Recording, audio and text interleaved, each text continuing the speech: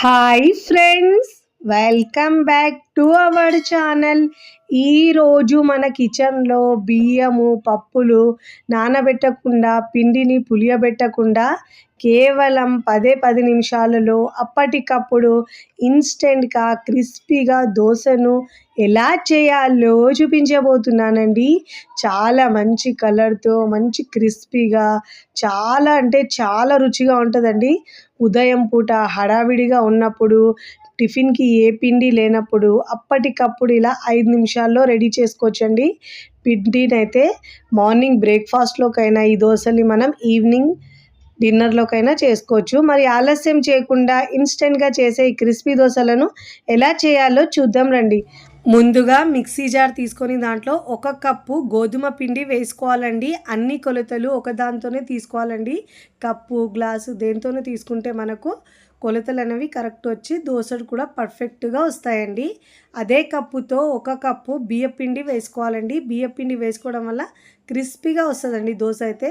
1/2 cup శనగపిండి వేసుకోవాలండి. అదే కప్పుతో 1/2 కప్పు బొంబాయి రవ్వ, సూజీ, ఉప్మా రవ్వ అంటారు కదండి, అది వేసుకోవాలండి. ఇలా సూజీ వేసుకోవడం వల్ల మనకు దోశ చాలా క్రిస్పీగా వస్తుందండి. ఇప్పుడు దీంట్లో 1/2 కప్పు పెరుగు తీసుకోవాలండి. పుల్లటి పెరుగు అయినా తీసుకోవచ్చు, తీయటి పెరుగు అయినా తీసుకోవచ్చండి. ఏ పెరుగు తీసుకున్నా పర్వాలేదు.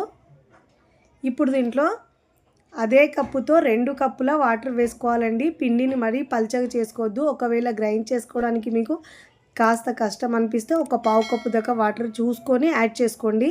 ముందైతే 2 కప్పులు వేసుకున్నానండి. ఇప్పుడు దీంట్లో 2 టమాటోలు తీసుకోవాలండి. ఎర్రగా బాగా పండిన 2 టమాటాలు ముక్కలుగా కట్ చేసుకొని వేసుకోవాలి. 2 నుంచి 3 ఎండుమిరపకాయలు వేసుకోవాలండి. ఇలా వేసుకోవడం వల్ల దోశ తినేటప్పుడు ఫ్లేవర్ ఇంకా టేస్ట్ చాలా బాగా వస్తుందండి.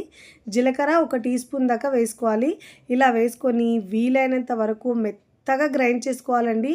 ఎంత మెత్తగా గ్రైండ్ చేసుకుంటే మీకు దోశ అంత క్రిస్పీగా ఇంకా టేస్ట్గా కూడా వస్తుంది. ఇక్కడ నేను మెత్తగా గ్రైండ్ చేసుకున్న తర్వాత ఈ పిండిని మనం మిక్సింగ్ బౌల్లోకి తీసుకోవాలండి. ఈ పిండిని మనము పులియబెట్టే అవసరం లేదండి, పప్పులను నానబెట్టే అవసరం లేదండి. అప్పటికప్పుడు 5-10 నిమిషాల్లో దోశ రెడీ అవుతుందండి. దోశ తిన్న వాళ్ళైతే ఇలా పప్పు నానబెట్టి వెయిట్ చేసే అవసరం ఉండదండి, ఇన్స్టెంట్గా చేసుకోవచ్చు. ఇప్పుడు ఇలా పిండి వేసుకున్న తర్వాత దీంట్లో మంచి కలర్ రావడానికి దోశలు అయితే హోటల్ వాళ్ళైతే కంపల్సరీ షుగర్ వేస్తారండి. 1 టీ స్పూన్ దాకా షుగర్ వేసుకోవాలి. ఇష్టం లేని వాళ్ళైతే స్కిప్ చేసినా పర్వాలేదండి. ఇప్పుడు దీంట్లో రుచికి సరిపోయినంత ఉప్పు వేసుకోవాలండి.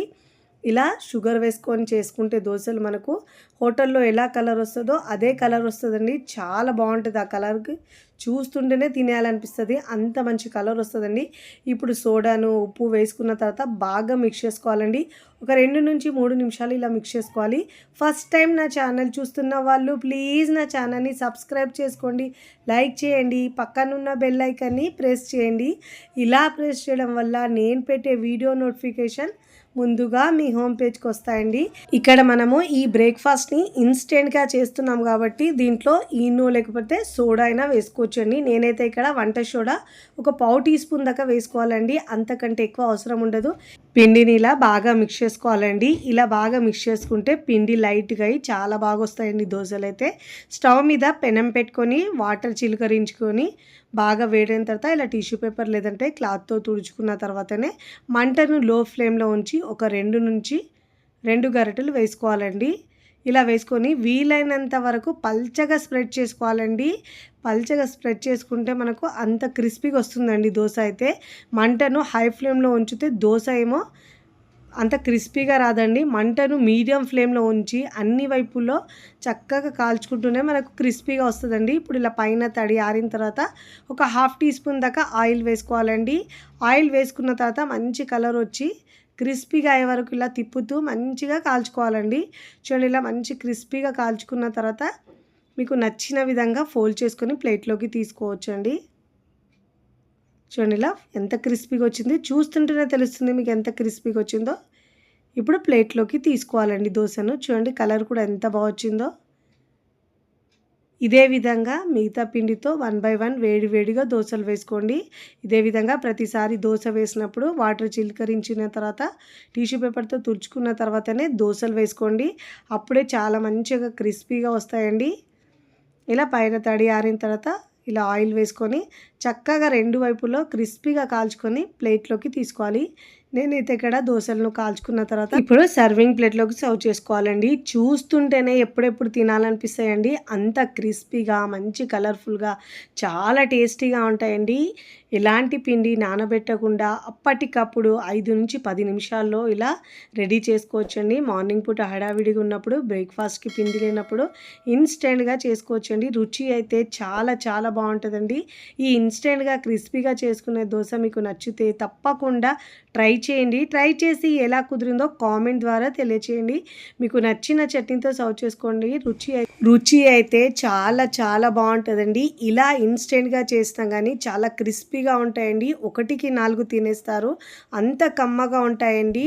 వీడియో నచ్చితే లైక్ చేయండి, ఫ్రెండ్స్ ఫ్యామిలీకి షేర్ చేయండి. మరికొన్ని టేస్టీ సింపుల్ క్విక్ రెసిపీస్ కోసం టీ కిచెన్ని సబ్స్క్రైబ్ చేసుకోండి. కమెంట్ చేయడం అస్సలు మరవకండి. Thanks for watching.